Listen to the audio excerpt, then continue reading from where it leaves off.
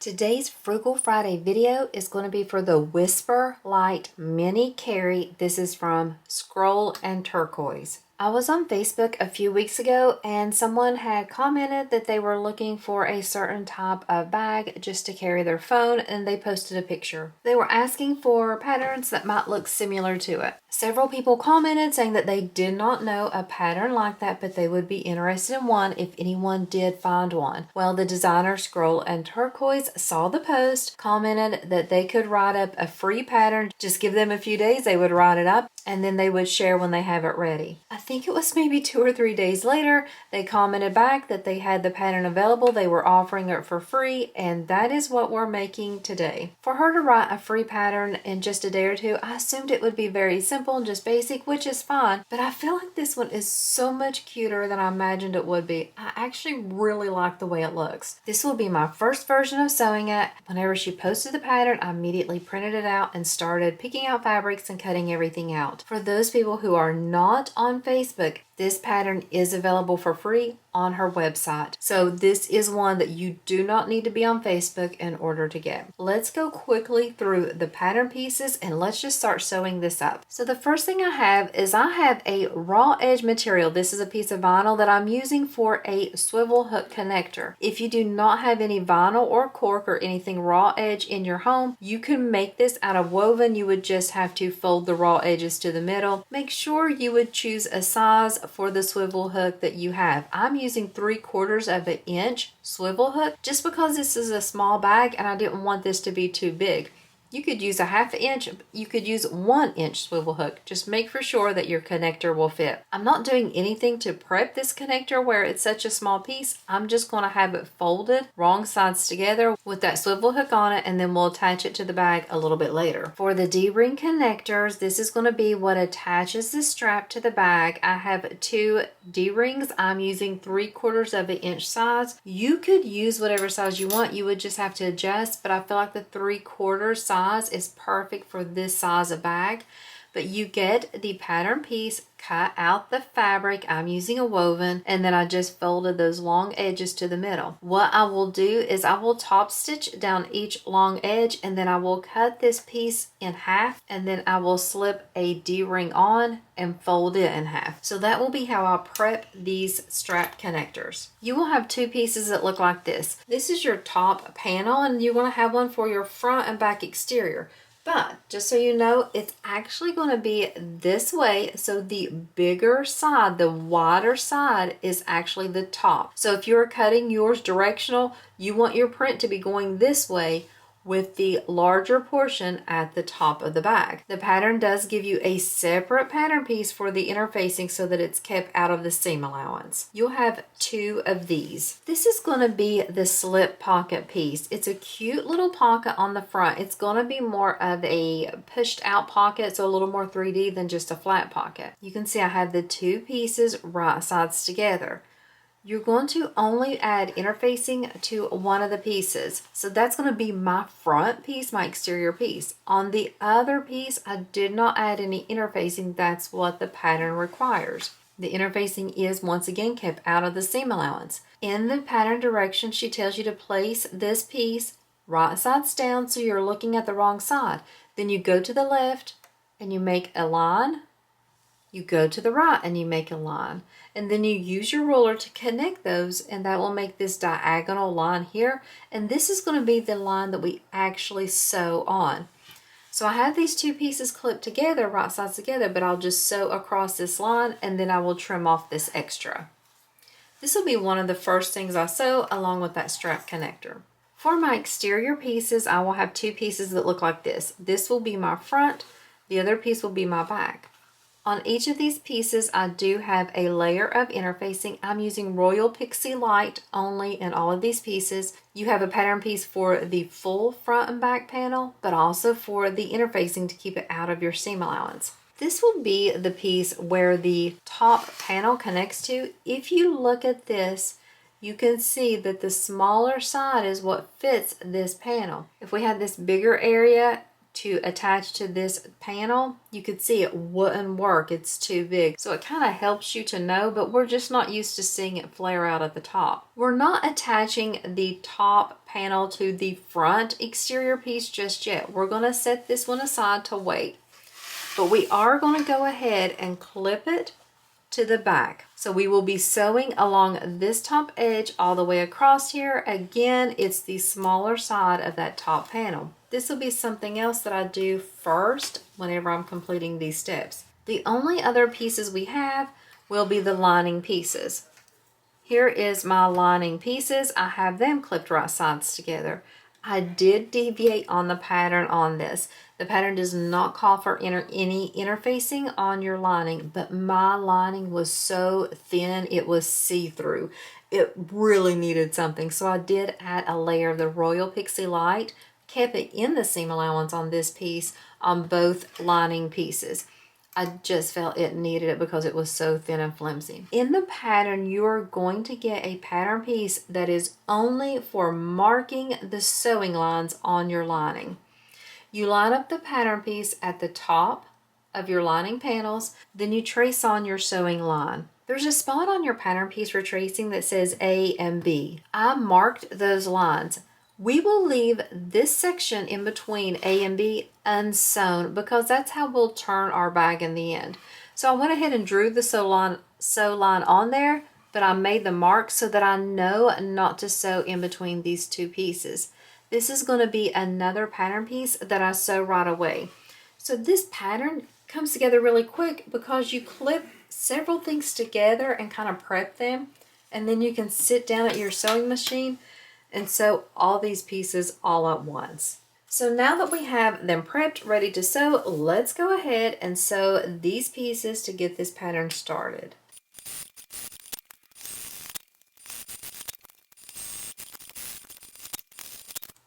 I have everything sewn together, so now what I'm going to do is I'm going to trim the extra seam allowance on the lining panel. The designer tells us do not trim anything here in this opening. Just trim the other sides. So basically I would like my seam allowance about this size, so this part would stay the same and I would just start trimming everything else. If you wanted, you could use pinking shears around the curves. I think I will do that. For the back exterior piece with this, I'm not going to do anything right now. I'm eventually going to top stitch, but I'm just going to wait on top stitching this piece whenever I'm top stitching on the front. So I'm just going to set it aside. For this slip pocket piece, I'm going to trim down this seam allowance. I leave about 1/4 inch seam allowance here, and then I will press this seam open, flip these so they're wrong sides together, and then we're going to top stitch across this seam. For my D-ring connectors, I'm going to go ahead and trim up my threads here. I'm going to cut this piece in half. I will take out one of my D-rings, slip it on, so I'll make sure that the wrong side is what I'm looking at and fold it wrong sides together, and then I'm just going to do a quick baste on these two pieces here at the bottom. This is how your D-ring will look. You could use webbing if you wanted. I just like the look of the smaller size, and that's why I didn't use webbing. As far as the strap for this bag, the designer tells us that we can make any style of strap we want, so I'm going to look through my webbing and hopefully I have some webbing that'll match. If not, I will just make a quick strap with my woven fabrics that I'm using in this bag, but using the webbing would make it a lot easier. I've trimmed off the extra on this slip pocket. Let's just go ahead and press that seam open. I'm going to open this up. And I'm just going to finger press, but I could definitely take it over to the iron if I felt inclined to. I'm going to roll the seam. I really don't want to see the lining even though they look the same from the exterior side, so I'm just going to clip it so that I'm not seeing the lining. If you wanted the look where you did see the lining, say your lining was a contrast, you could easily do that. It's just I don't want to. So I'm going to have mine everything matching up. So you can see my bottom, it's matching up. I'm going to sew across here with the top stitch about 1/8 inch away, and then we're going to add this to that front piece. Here is how this slip pocket looks. Go ahead and pull out the front piece. This is the one that does not have the top panel added to it. And the designer tells us we'll match up the bottom, but we should be able to have overhang that we need to kind of push this side in to match up the two sides so that the slip pocket is just a little bit elevated. I'm going to use my plastic clips all around here because I feel like the metal ones might slide a little bit, and I'm going to match up the sides and the bottom. So you can see there's just a little bit of a lip there, not much at all, but just enough so that it's a little more easy to put something in and out here. What I'll do now is baste the sides and the bottom into place. Now what I'm going to do is I'm going to go ahead and take my swivel hook and baste it into place. If you want to add the swivel hook and your top panel piece before you add the slip pocket here, you can do it. I was just doing it this way, but definitely you can do it whichever way makes most sense and makes it easier so for you. So you can see I use the pattern measurement for how far in I place this, and I just clipped it there at the top, and I'm just going to baste into place. That is such a cute little swivel hook there, perfect for keys, sanitizer, whatever you would need. Now that I have that in place, what I'm going to do is I'm going to take that top panel piece, and again, I want it situated so that bigger piece is there at the top, flip it down right sides together, and now I'm going to just sew all across here to attach these pieces together. Before I flip this up and do my top stitching, I'm going to go ahead and trim down this lining and get it out of the way so we can wait on it and be finished with this piece. So I'm just going to trim down the seam allowance. When I get to that line I drew, I'll just cut the seam allowance off there. I will not trim it down any of that opening. Leaving that extra seam allowance there will just help us to be able to turn it nicely. Here's how the lining looks. I'm going to set it aside, and now I'm going to top stitch. I'm going to make sure my seam allowance is going down, and so if I push it down like this, you can see that pops up, and I don't want it to. I'm just going to make some snips right here so this little piece can go up while the rest goes down. So you can see I'm just snipping right there where that vinyl is.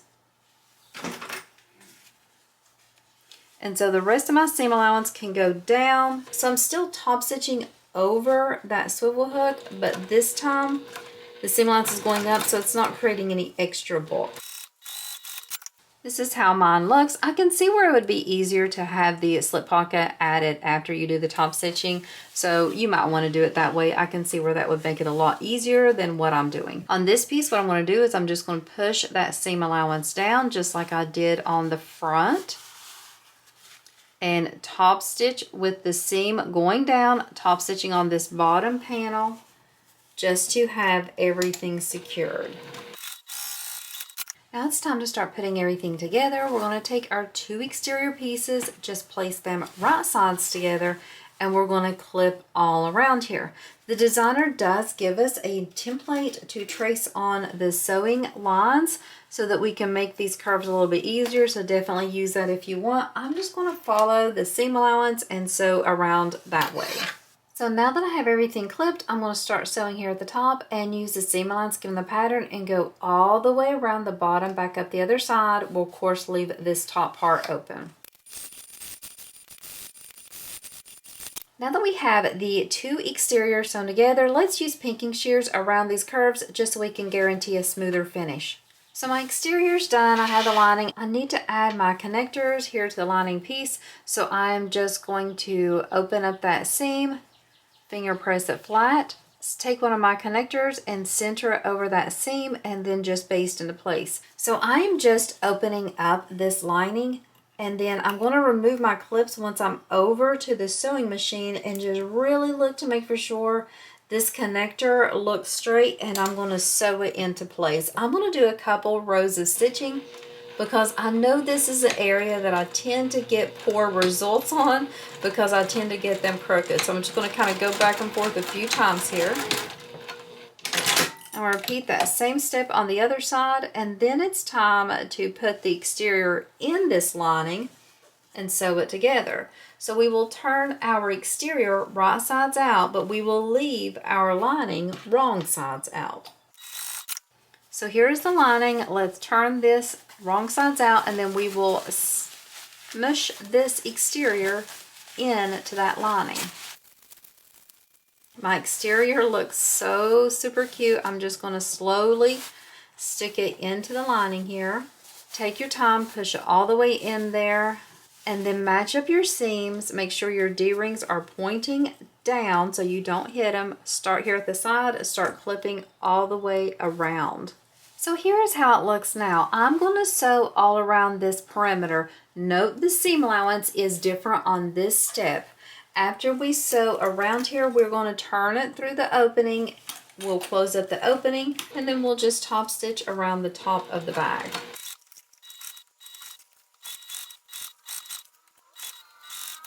I'm going to trim my seam allowance down by half here at the top. Trim down the seam allowance. Now I'm just going to slowly pull out my exterior, turn my lining, take the time to make sure my curves all look good here at the bottom. They do. I'm going to put a finger on each side of this opening here on the lining and just kind of tug so that the raw edges will go inside. Add some clips. And then I'm just going to top stitch 1/8 of an inch away here on this opening just to close the opening up. Trim off your threads on your lining, and then you're just going to tuck it in. If you are uncomfortable with your top stitching, you wanted to make for sure you could roll the seams out perfectly, you could wait to sew the lining closed. I'm going to roll all these seams to get it exactly the way I want it to lay. Everything's looking great. I'm going to go ahead and top stitch all around this top part. I'm going to trim up my threads. And now what I want to do is I'm going to roll my seams and add some of my clips all along here just to kind of compress them and have this bag laying the way I want. You could easily take it over to the iron if you wanted to do that. I'm just going to clip to compress those seams while I work on the strap. So here's how it looks so far. Now the designer does tell you that you could put a snap here at the top. You could use spring snaps, cam snaps, or riveted magnetic snaps. If you want to use a magnetic snap and you do not have riveted ones, you could just make sure you installed them on your lining before you sewed it together. I honestly am not going to add any snaps. I really feel like it's okay. This is a quick, simple pouch, and I don't feel the need to add a snap there at the top. I did find some webbing that I thought matched decently well, so I'm going to use this for a quick and easy strap. So the first thing I'm going to do is I'm going to take my adjustable bar and slide my webbing through. I will then fold that raw edge of the webbing under once and then fold it back onto itself, and I'm going to stitch across here. Take your other end of your webbing, slide one swivel hook on, then slide the free edge through that adjustable bar again. Make sure things are not twisted. Fold down that raw edge one time. Slip the other swivel hook on to the webbing and just have it kind of nestled there where that other raw edge ends. Fold it down again. That will encase that raw edge so it's all tucked in there. I'm going to grab out a woven label and slip right in. And if this is a little uncomfortable, you could use double-sided tape or glue to kind of secure that in place. Now what I'm going to do is I'm just going to stitch across this edge that will connect the webbing to itself, and then it'll also attach that woven label. There is how that end looks. And now you can see I have a super cute little crossbody bag. Look at how adorable this free pattern is, how quick it comes together. We have the opening right here. We have the larger opening here. If you felt like this is a little too soft for you, you could easily change the Royal Pixie Light that I use for Royal Pixie Heavy, or even a fleece. Definitely keep it out of the seam allowance. We don't want to lose those really cute curves on the bottom of this, and we don't want things to get too bulky. This would be perfect for younger kids, I feel like, or for adults that just want a quick and simple bag to take places without having to carry a lot of bulk. I could easily fit my water bottle, my phone, gum, a small wallet inside this little crossbody bag. This is such a fun, cute pattern. This is from Scroll and Turquoise. This is the Whisper Mini Carry, and it's available for free on her website. When you go to look for this pattern, look at her other patterns. I think she has 2 other ones on there, but we're also currently testing another pattern for her that will be coming out soon. So if you're interested in seeing her other stuff, please join her Facebook page. I'll have the link for her website and the Facebook page both in the description of this video. Also, I will have a link for this fabric. This is from Jen's Fabrics. If you've watched my other videos, you know that I'm a rep with Jen's Fabrics. So I have a rep code, which is Beth10. If you buy any fabric from her and use that code, you save 10% on your total order, and then I get 10% back in credit to buy more fabric from her. This top coordinating print is from the Emporium. My webbing is from So Majestic. I'm not for sure if she still carries it. I got it a few years back, but I loved it and thought it was so cute. The inside, I believe this lining is from Tula Pink. It's an older fabric that I've had on my shelf for a while, but I felt like it just looked perfect for this. Such a fun way to spend a Frugal Friday. Download this pattern, cut it out and sew it, and just save yourself some money making a cute gift or making something that you could sell or just something for yourself to use. Thank you so much for watching another Frugal Friday video of mine, and I hope today in your sewing room you're able to make it frugal as well. Thanks so much and have a wonderful day.